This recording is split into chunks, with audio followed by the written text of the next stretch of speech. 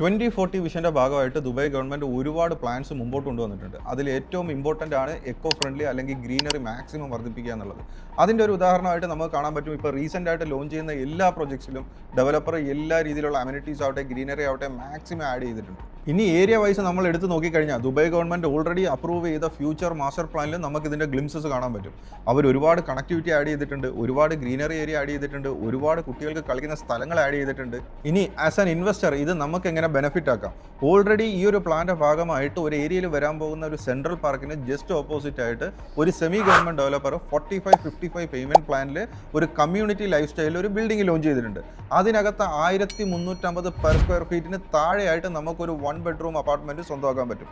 ഈ 1350 per square feet എന്ന് പറഞ്ഞാൽ ഇന്നത്തെ മാർക്കറ്റ് കണ്ടീഷനിൽ നമ്മൾ അൾട്രാ സേഫ് സോണിലാണ്.